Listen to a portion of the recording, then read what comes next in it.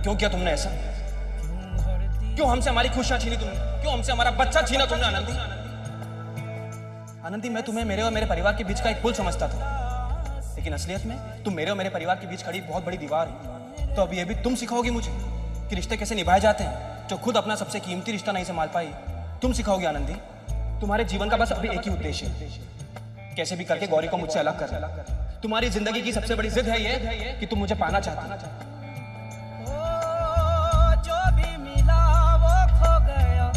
तुझको पता है ऐसा ही सदा होता है।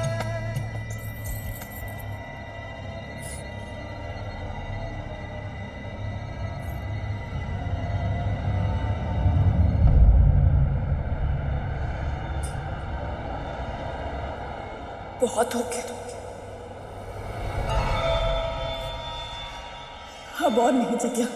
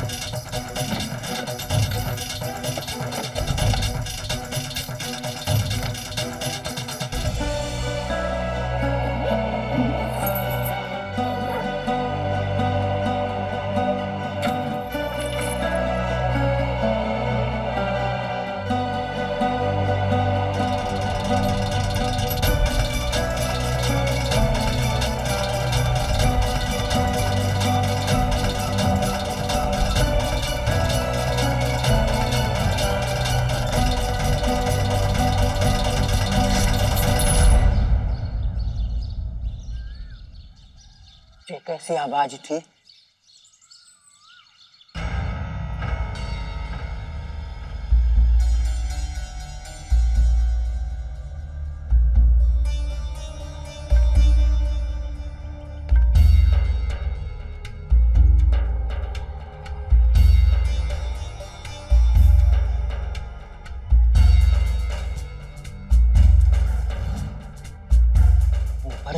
आनंदी का कमरो है।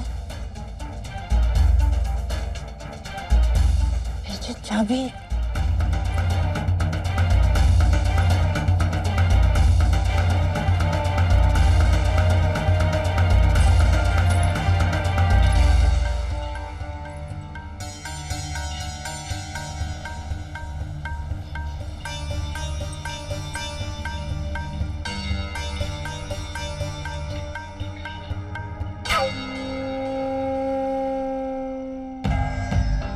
इस बक्से में क्या है?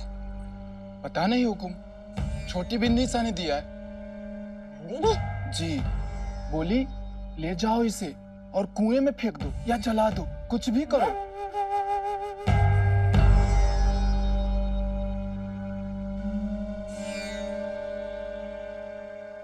इसे भंडार घर में रख दे जाके।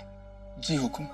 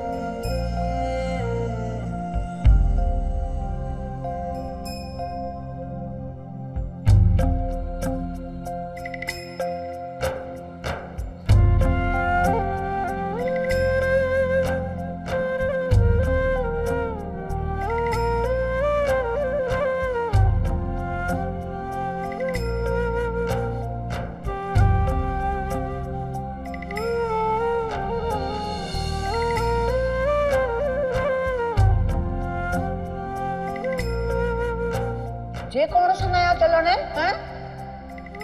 एक ही पाँव में पायल।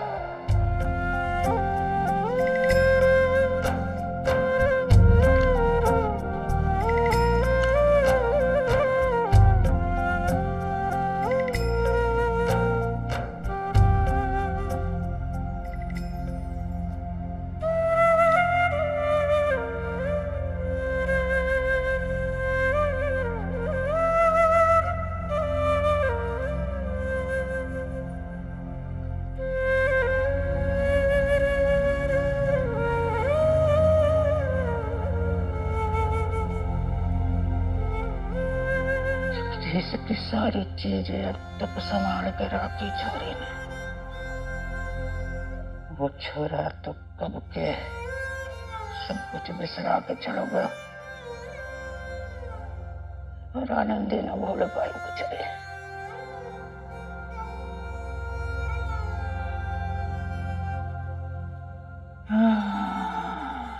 इतने बरस का साथ भूल पाना मुश्किल ही हो गया।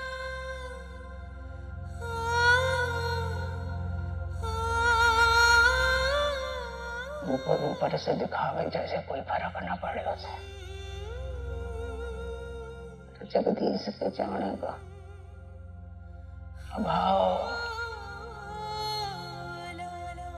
घाव जैसा होगा उसके अंदर।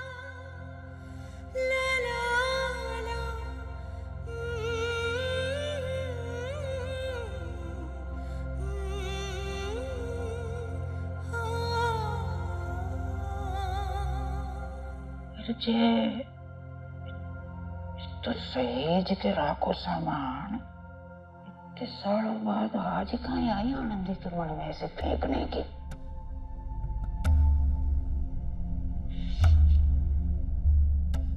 ऐसा क्या हो गया अचानक?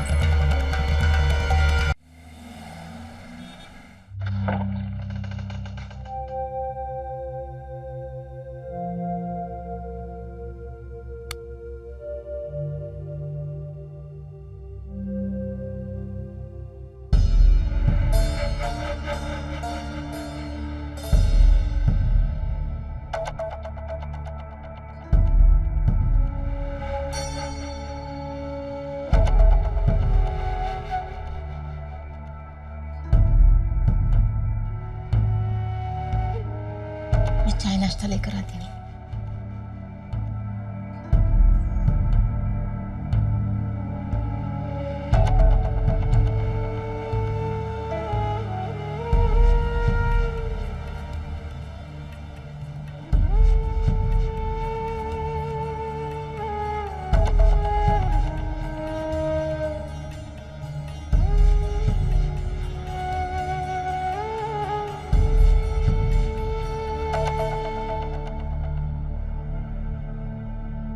ठीक हो ना?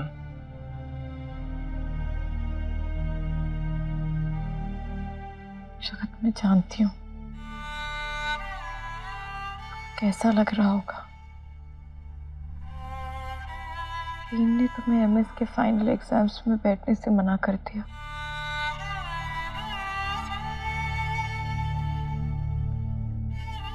I'll talk to him, जगत।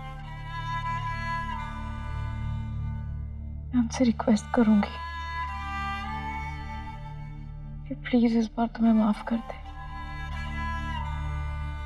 अगर तुम एग्जाम्स में नहीं बैठ सकोगे तो तुम्हारा करियर बर्बाद हो जाएगा। मैं बात करूंगी उनसे। बस गौरी, जस्ट काम डाउन। इस बात को लेकर इतना स्ट्रेस लेना तुम्हारे लिए ठीक नहीं है। वैसे भी डीन से बात करके कोई फायदा नहीं है। अब वो फैसला कर चुके हैं। जो होना था वो तो हो गया। अब कुछ नहीं हो सकता। हालांकि ये बात तो मेरी भी समझ में नहीं आई कि उन्होंने इतनी सख्ती क्यों की मेरे साथ। आई डोंट थिंक कि इतना हार्श होने जैसी कोई बात थी। मैं जानती हूँ तुम्हारे साथ इतनी सख्ती करने की क्या वजह है। मेरे कारण ही हुआ है ऐसा, क्योंकि मैंने ही कहा था उनसे। ये बात जगत से अब और नहीं छुपा सकती मैं तो अंदर ही अंदर घुटती रहूंगी। जगत को सब कुछ बता देना चाहिए मुझे।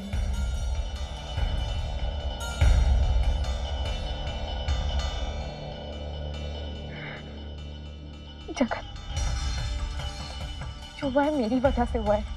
मेरी वजह। फिर वही बात, मैंने कहा ना तुमसे, मत सोचो इतना। सच जगत, जो हुआ है मेरी वजह से हुआ है, क्योंकि मैंने। प्लीज,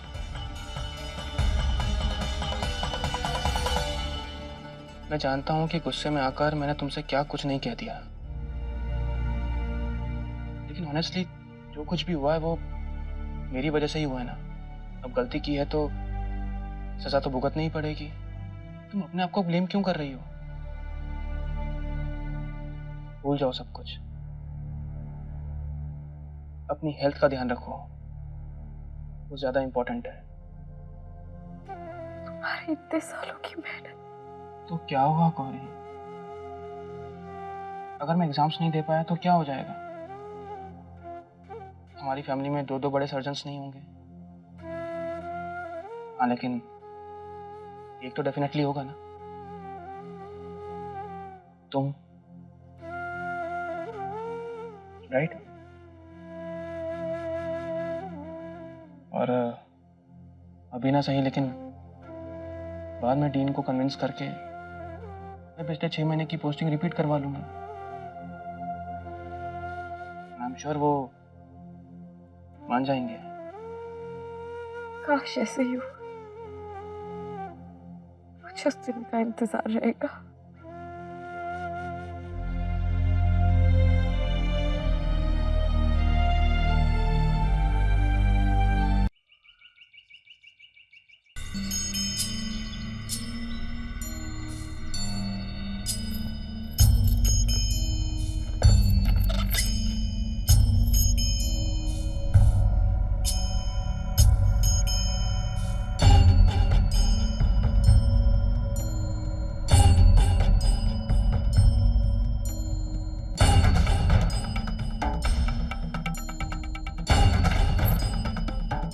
दादी साहब की अलमारी जमा दी है। धुले हुए सारे कपड़े अलमारी में रख दिए और आपकी रोज की दवाइयाँ पलंग के पास के टेबल के खाने में रख दी हैं,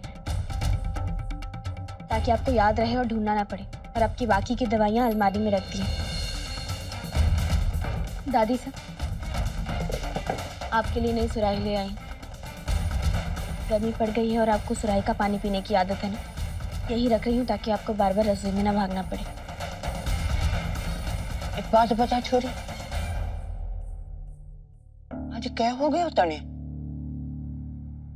ऐसे बेचैन हो के सरपट भाग भाग के सारा काम निपटावे, जैसे कि वक्त बहुत कम बचा हो और काम बहुत ज्यादा हो।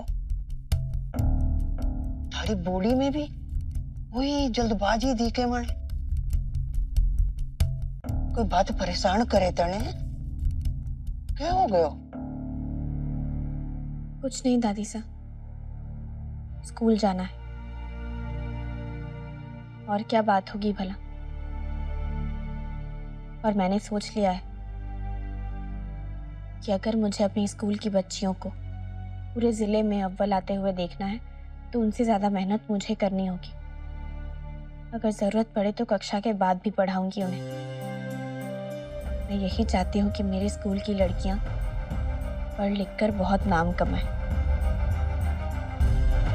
वो आगे बढ़ेंगी तो हमारे स्कूल का नाम भी तो आगे बढ़ेगा ना। आपको और कुछ चाहिए दादी साहब?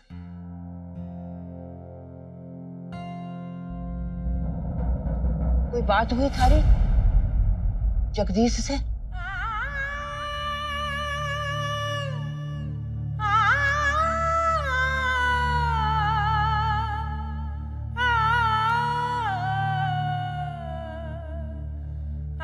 हुई थी दादी साहब,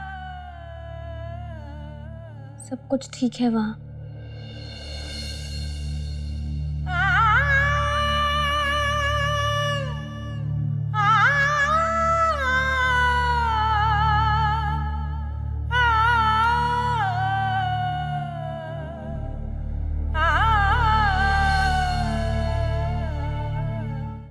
जब रिश्तों के बीच की टूटन इतनी गहरी हो जाए कि रजत रेखा का अस्तित्व ही समाप्त होने लगे, तो उन्हें भुला देना ही बेहतर विकल्प